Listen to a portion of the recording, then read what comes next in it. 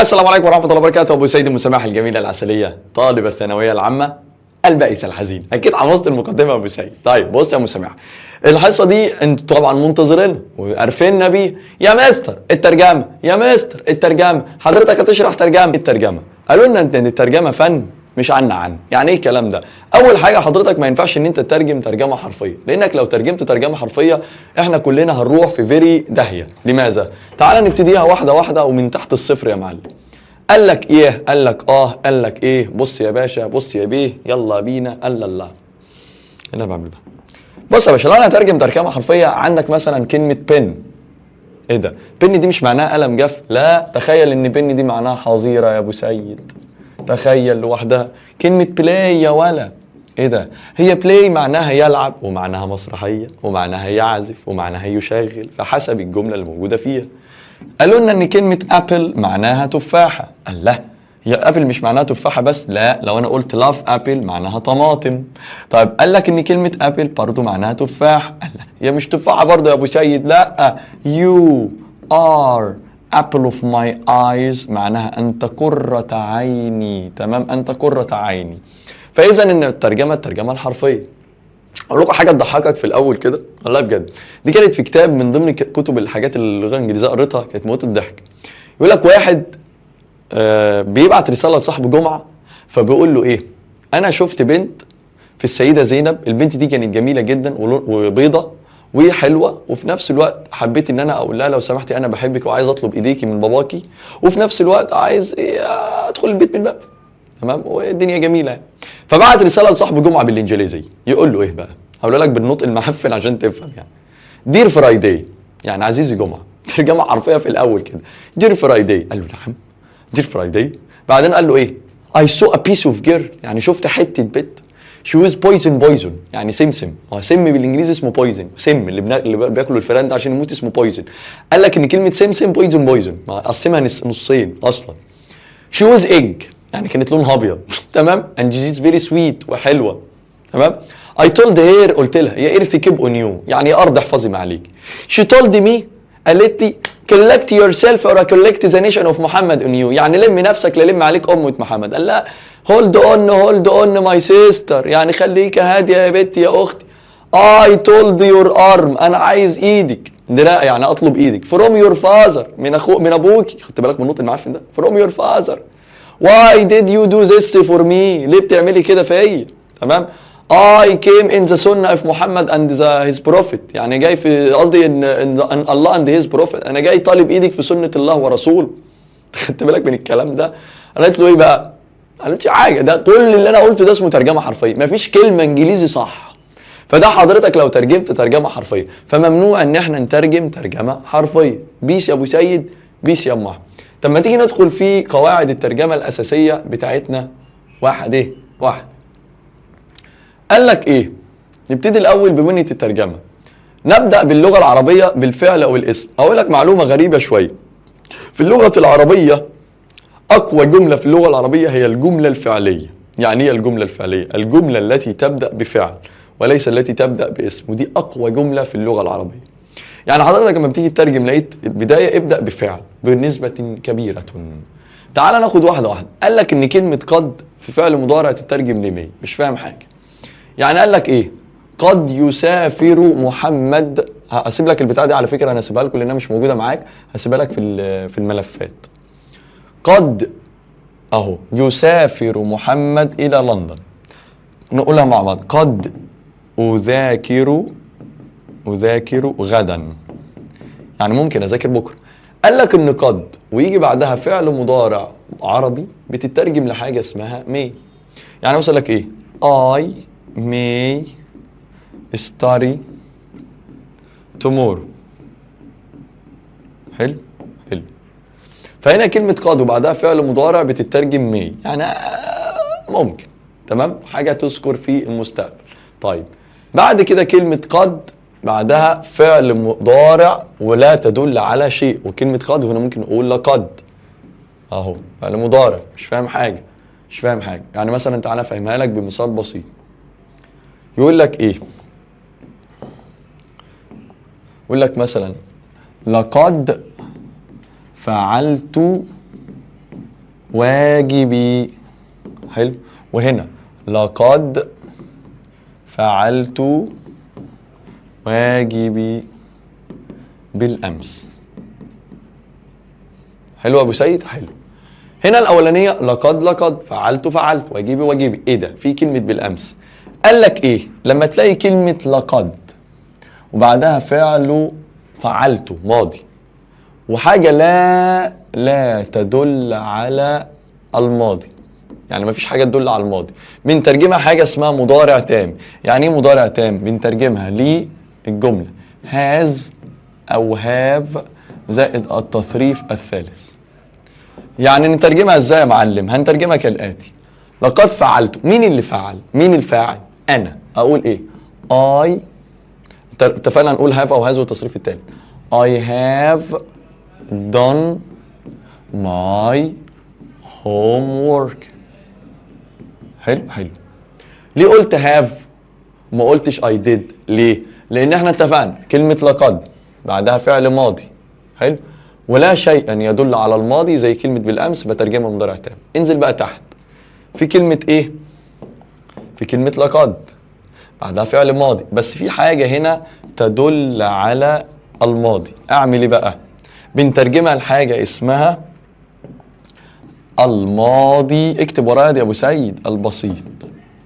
يعني هتترجم ازاي يا ابو سيد؟ هنترجمها كده: I did my homework.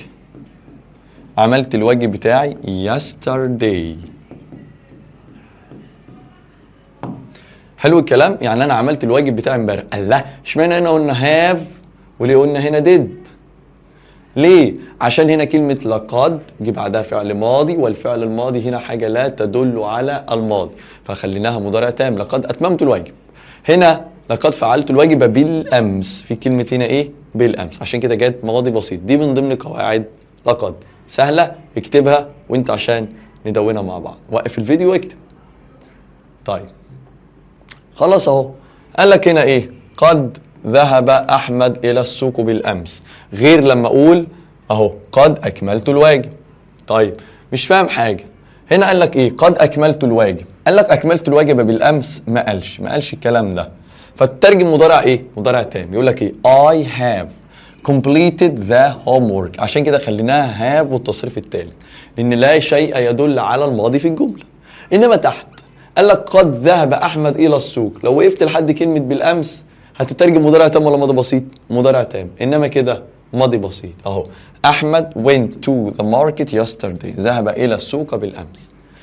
ثالث حاجه كلمات التوكيد ان ليس لعل الحاجات دي كلها ما بتترجمش. يعني قال لك ايه؟ ان النجاح يتطلب العمل الجاد. ان ما بتترجمش، ما فيش حاجه اسمها ان. ما اقولش ايه ان دي، ما فيش ان دي، ما فيش الكلام ده. success requires hard work. ليه قلت بدأت بسكسس وما قلتش requires يتطلب؟ لأن احنا اتفقنا لما باجي أترجم الجملة الإنجليزية بنسبة 99% ببدأ بالفاعل success النجاح، والفعل بعدها يتطلب. أقول إيه؟ requires hard work العمل الجاد. سيبك من كلمة كل، تمام؟ ولا أقول لك تعالى نحلها مع بعض. بص يا معلم، ركز في اللي هقوله ده كويس جدا. دي ان شاء الله طلبة التالتة بياخدوها في الوحدة الستة اعتقد او الخمسة. الستة. بص، قال لك في عندنا كلمة اسمها all وفي كلمة اسمها every و each. تمام؟ كل واحدة من دول هنشرحها على حدة. تعال بقى ناخدهم ايه مع بعض واحدة واحدة. نبتدي الاول بكلمة ايه؟ all دي معناها كلنا. يبقى جمع ولا مفرد؟ جمع. يبقى all زائد اسم جمع يعد. يعني ايه اسم جمع يعد؟ حاجة بتتجمع، معناها انها حاجة بتتجمع يبقى بتتعد. طيب وبعدها زائد فعل جمع يعد. فهي اللي جمع. مش فاهم حاجة. يقول لك مثلا ايه؟ all the books are mine. يا جماعه في كتب حد نسيها هنا في الدرس. يا مستر معلش الكتب دي كلها بتاعتي. فقالت لي ايه؟ all the books are جمع اهو ماين، يبقى بوكس بتتجمع ولا بتتجمع؟ جمع، وهنا فعل جمع وايه كمل الجمله. طيب بعد كده قال لك ان all بيجي بعدها اسم جمع يعد او فعل جمع يعد. تاني حاجه قال لك ان all بيجي بعدها اسم مفرد لا يعد، بعدين فعل مفرد. مش فاهم حاجه. حد نسي فلوس يا جماعه يا جدعان؟ في فلوس واقعه هنا، دي بتاعت مين؟ البنت جت قالت لي يا مستر معلش الفلوس دي كلها بتاعتي. all the money الفلوس دي كلها is mine. يا بنتي يلا تمام. هنا all اهو جه بعدها اسم لا يعد اللي هي الماني، وهنا الفعل مفرد تمام. فدي كلمه all. يبقى نقول من تاني all جه بعدها ايه؟ all دي معناها اصلا كل. كل بيجي بعدها اسم جمع يعد وفعل جمع يعد. طيب فهنا قلنا all the books are mine، كل الكتب ملكي، فيجي بعدها اسم جمع وفعل جمع. هنا اهو اسم جمع اسم مفرد لا يعد وفعل مفرد all the money is mine. طب تعالى بقى اللي جايه دي، كلمة each وكلمة ايه؟ every. انا مش هدخلك في تفاصيل كتير عشان بس ما تتوهش. كلمة each هي كلمة every، معناها ايه؟ الاتنين معناهم كلا على حدة، كل واحد لوحده، كل واحد في حاله. من هنا نخلي هالو يبقى هالو واحد، فكل واحد في حاله يبقى كل واحد لوحده. قشطة؟ يبقى يجي بعدها ايه بقى؟ من غير ما تحد اسم مفرد يعد وبعدين فعل مفرد. ركز بقى في اللي اقوله. each 2 فيما فوق، every 3 فيما فوق. مش فاهم اي حاجة، مش فاهم اي حاجة. دلوقتي ايه؟ دول ايه؟ دراعين، في 3 في تالت، تلاقيني في تالت طلع من دماغي مفيش، فهنا هنقول each hand لان دول 2. طب واحد يقول لي طب ما ممكن اقول every hand. قشطه every hand امتى؟ لو في دي كذا ايد، انما دول 2 فنقول each بتتقال في 2 فيما فوق. طب واحد قال لي افرض واحد يا مستر، اختار each او every، الاتنين صح. انما للدقه اكتر لما تلاقي كلمه hand دي ايدين، ناخد each ولا every؟ لا الاقوى each، قول each hand is clean. مامتك بتقول لك ايه؟ قوم يا زباله اغسل ايدك. هتاكل كده البرتقانه من غير ما تغسل ايدك؟ قلت لها يا ماما each hand is clean، ايد الاتنين نظيفه، فقلت each. ليه ما قلتش every؟ لان each اقوى، لان معناه 2 فيما فوق. طب لو واحده عادي قول each او every. بلاش دي كلمه parents. انت عندك كم اب وكم ام؟ هم 2. تطيس يلا، هم هنهزر، هم عندك اب واحد وام واحده، فتقول ايه؟ every parent ولا each parent؟ each parent. انت بتفكر، انت هتقول ايه؟ each parent. ليه؟ كلا الوالدي واحد منهم تمام. يبقى each بتاخد 2 فيما فوق، every 3 فيما فوق، والاتنين ممكن نخليها 1 تمام. مش عايز ادخلك في تفاصيل كتير، بس دي ايه منهج في ثالثه ثانوي يعني عشان بس ما نتوهش. every وall قال لك ايه؟ every يجي بعدها اسم مفرد وفعل مفرد، عشان كده قلنا ايه؟ every student needs مفرد a good teacher.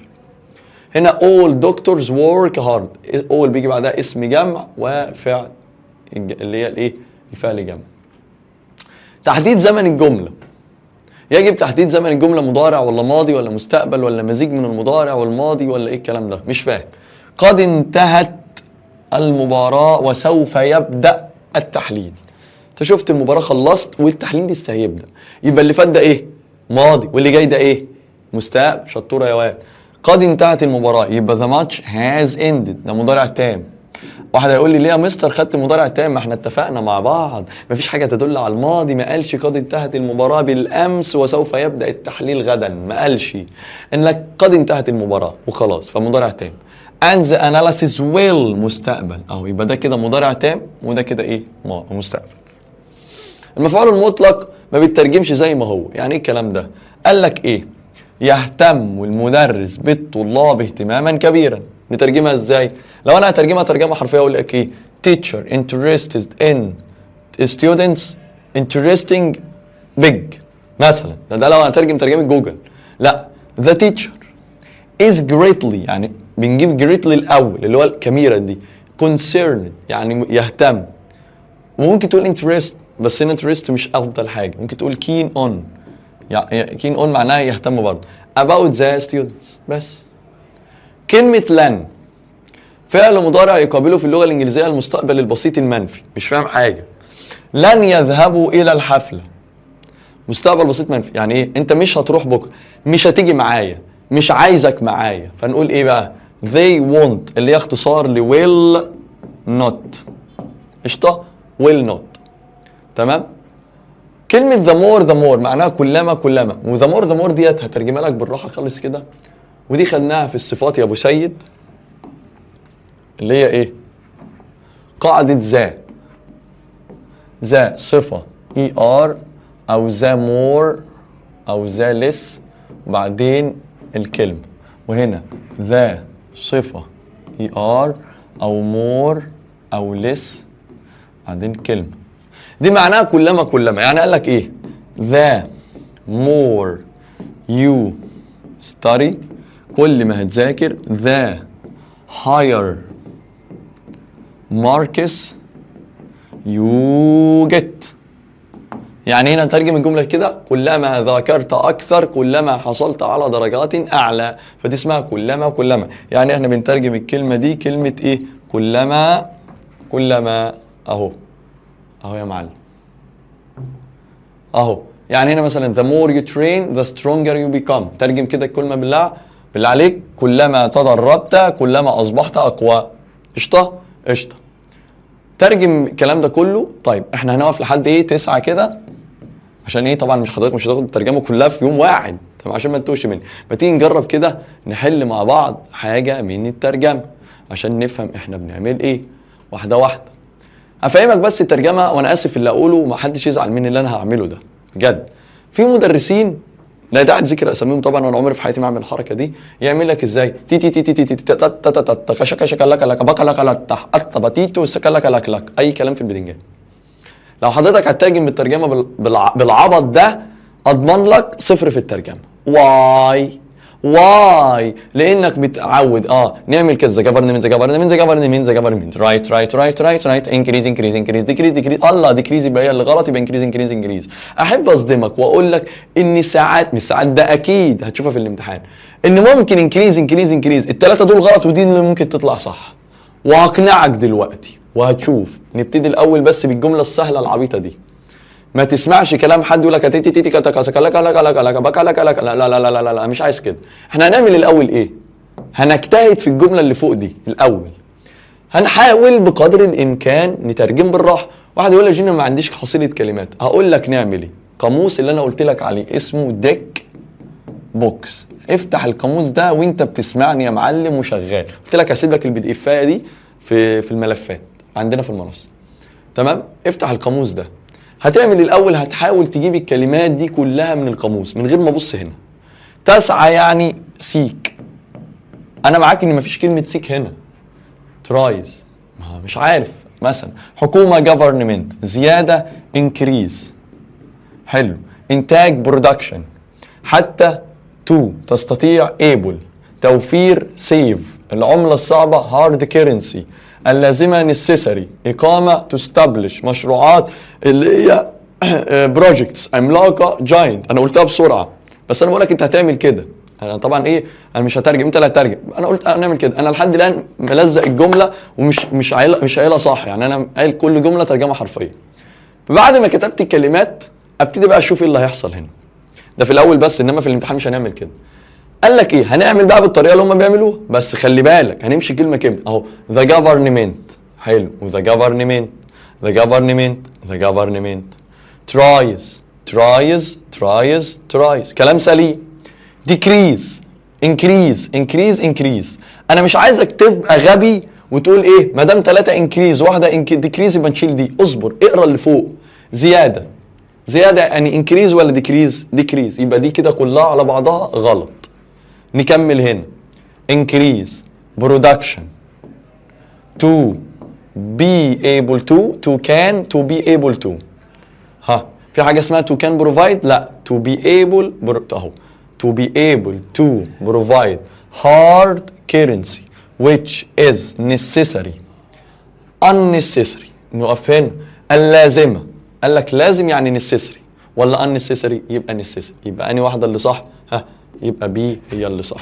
شفت بتيجي ازاي؟ مش بتيجي عباره عن تي تي كده كده كده بتح لك لا تحت انت تنح، ما بتجيش بالطريقه دي، بتترجم الاول بعد كده نشوف. تعالى بقى اما اثبت لك بالدليل ان الكلام ده كله فيستك ناو. بص يا معلم، اعرفك ان الشغل الدير المزربي واللو ده اي كلام في البدنجان. بص بقى، قال لك هنا ايه؟ تكمن اهميه السياحه في توفير العمله الصعبه وفرص العمل وفي زياده التبادل الثقافي بين الافراد وبين الدول. كلام كبير يصعب على امثالنا فهمه. تكمن مش عارفين نترجمها ازاي. اهميه importance، سياحه tourism، في ان توفير save، عمله currency، صعبه hard، فرص opportunities، عمل work، في ان زياده increase، اي كلام. فاهم ازاي؟